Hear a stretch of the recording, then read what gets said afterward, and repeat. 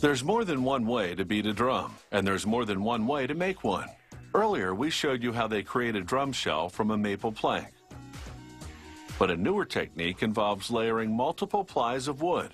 This process is called laminating, and you can hear the difference.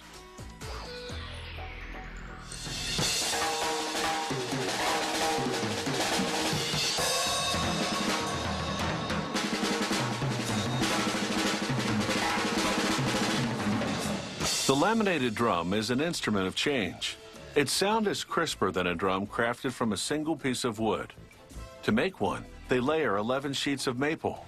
Here, a worker glues on the final ply using a special adhesive. This outer layer is a luxurious bird's eye maple.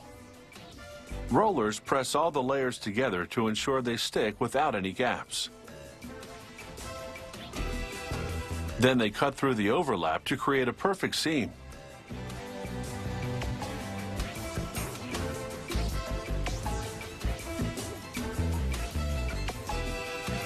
A robotic drill now takes over. It drills holes of various diameters. The small ones will hold hardware. This larger one is an air vent.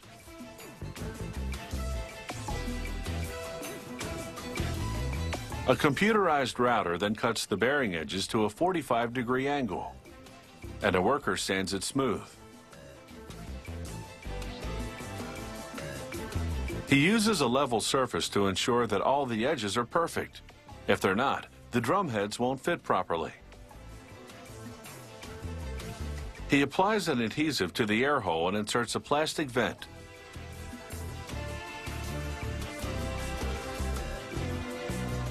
Next, he inserts brackets called lugs into the other holes and screws them in. There are 10 lugs spaced 36 degrees apart. They'll hold the rods that will attach the heads to the drum shell and also enable the drummer to adjust the tension on the heads. Here, he attaches a lever to control wires called snares that are to be strung across the bottom head. It's called a snare strainer. Then he fits a plastic drum head over the bottom of the shell. The counter hoop goes on next. It has little tabs which he aligns with each lug. He slides tension rods into the holes in the tabs. Using a drum key, he tightens the head to an even tension across the shell.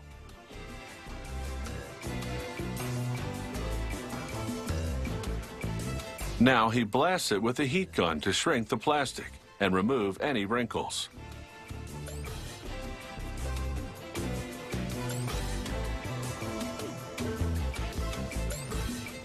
Now he places another plastic head on the top bearing edge. Since this head is the one that gets played, it's twice as thick as the bottom one.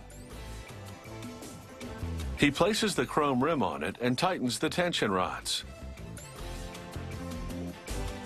These brass brackets will hold the snare wires. He slides them under the snares that are stretched tightly across a jig, putting one at each end.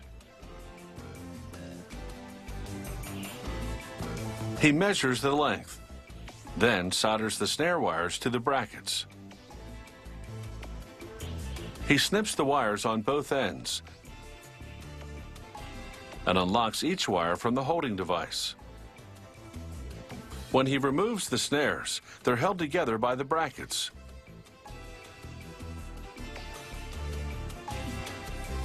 He slides a nylon strap into one of the brackets, then attaches the strap to a fixture just above the bottom head.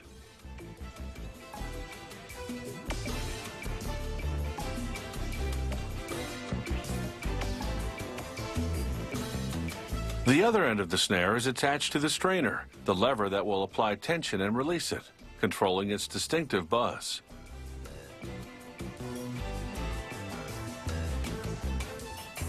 For a bigger sound, there's the bass drum. It's made with wooden hoops. They attach the hoops to the drum shell with steel claws.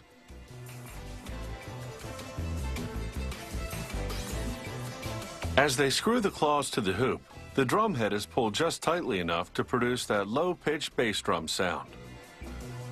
Now it's off to be played.